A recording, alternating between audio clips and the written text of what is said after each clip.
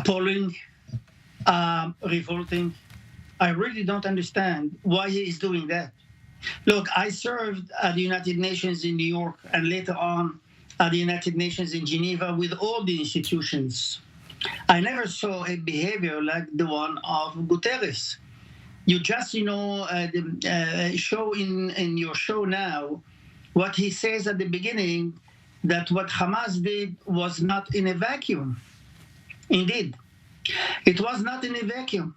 It was premeditated. It was exactly, organized to kill our men and women, children and babies.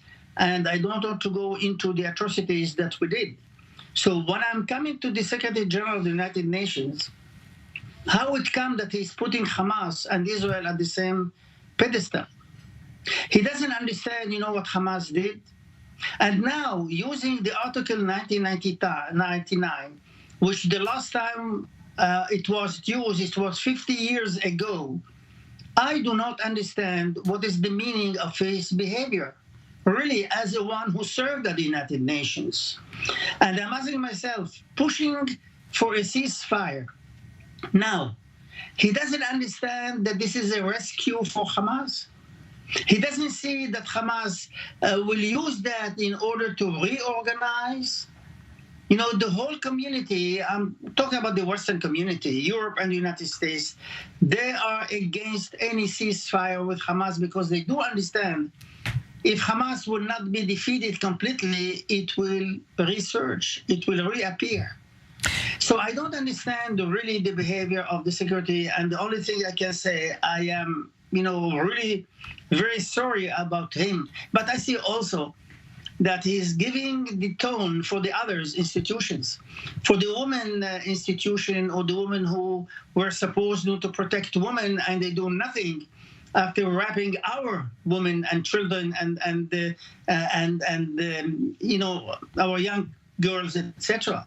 I want to ask you, there certainly has not been a lack of conflicts since Guterres took office, namely the Russian invasion of Ukraine, and where Russian forces, along with former inmates, violent Chechen forces, attacked Ukrainian civilians. Why didn't he invoke the article back then? Ask him. This is his bizarre behavior. I think that probably he doesn't suit anymore to this job, because it is incomprehensible what he's doing. Instead of serving a solution in that area between us and the Palestinian people, I'm not talking about Hamas. What he's doing is he's putting fuel into the fire, and it is really making the situation a little bit more difficult than before. Nobody is accepting today to give a free pass to Hamas after what he did and after the war that we launched against this terrorist organization. Whether we will solve the problem or we will keep it, going on. We are not interested in going on with that problem. We would like to solve it. And Gutierrez is working against that solution. And this is why I am really appalled. I don't know, in what term to use, revolting. But basically, I don't understand his logic, because he's doing mistakes and mistakes above mistakes. In your experience, has the United Nations reported bias against Israel? Has it gotten worse? Definitely, yes. You see, I wrote an article here in Israel that what happened, with the attack of Hamas on October the 7th, basically this attack tear down all the masks over the faces of a lot of people, countries, and institutions, and we see it now. We see, with the academician at the universities at Harvard, MIT, Pennsylvania, whatever, it is really unacceptable that you are attacking the Jews, and this is a pure anti-Semitism, and they have justification for that.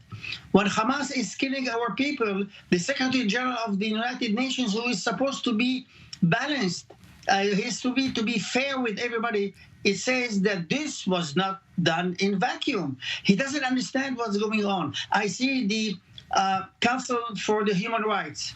Where are the resolutions?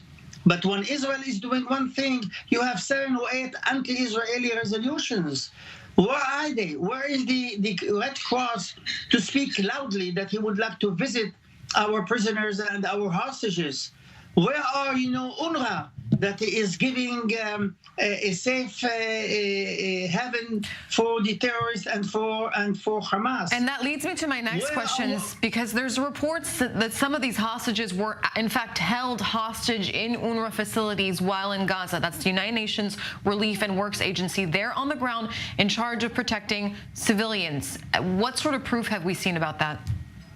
Look, we show all the proofs, and the spokesperson of the military every day is showing more and more evidence on what's going on.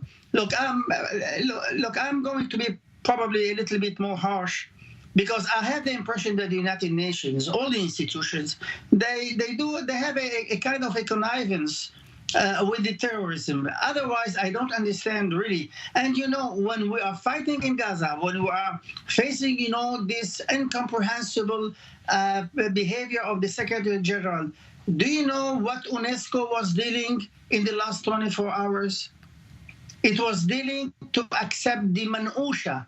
The manusha, this is the bread with the thyme herb, into the patrimony, let's say, of UNRWA. This is what the institution of the United Nations is doing in these days. So when we are facing, we in Israel, Israelis and Jewish, we are saying to the people, look, I'm going to repeat what Arafat used to say to everybody: if you don't like it, go and pave the ocean. Itzhak Levanon, former Israeli ambassador to the United Nations in Geneva and Egypt, thank you very much for your insight today. Thank you.